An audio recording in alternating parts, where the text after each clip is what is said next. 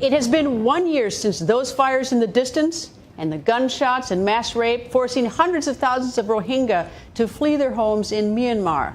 A new UN report calls it genocide.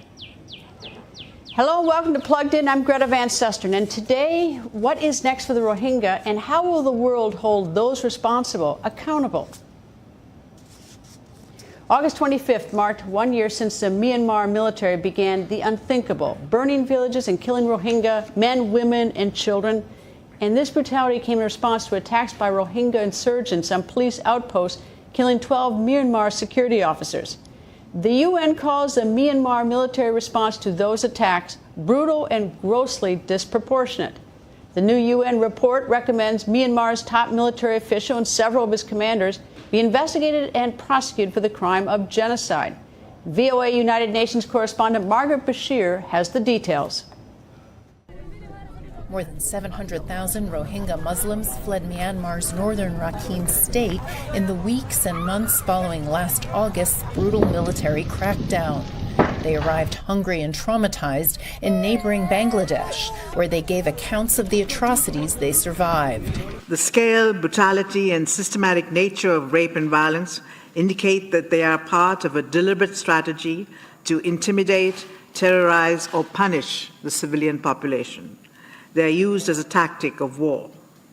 The acts we found include rape, gang rape, sexual slavery, forced nudity, and mutilations. The UN panel concluded that the Myanmar military's response to attacks by Rohingya militants, which killed a dozen security officers, was immediate, brutal, and grossly disproportionate, and was likely pre-planned.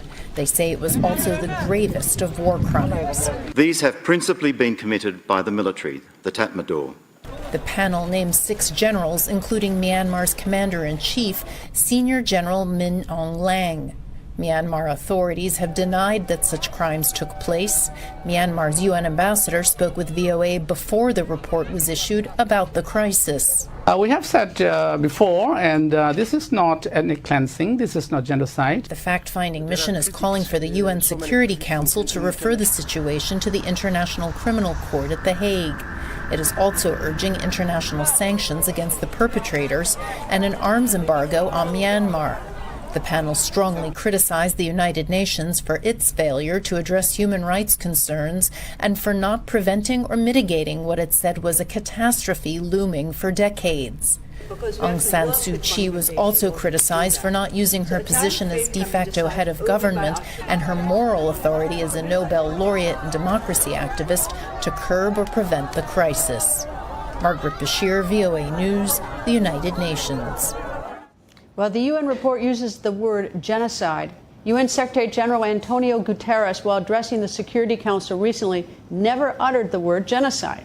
Guterres acknowledges a climate of fear still exists, preventing Rohingya refugees from returning to what's left of their lives and homes in Myanmar.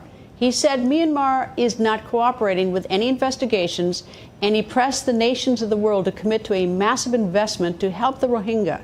As she has done before, U.S. Ambassador to the United Nations Nikki Haley used the words ethnic cleansing, but not genocide, when putting the blame squarely on the Myanmar and its military. The numbers tell just part of the story. 82% of the refugees saw a killing. 82% saw their homes or their villages destroyed. 65% witnessed an abduction, arrest, or detention of a fellow Rohingya. 64% watched a family member or a fellow villager injured. And half of the Rohingya refugees, 51%, said they witnessed sexual violence.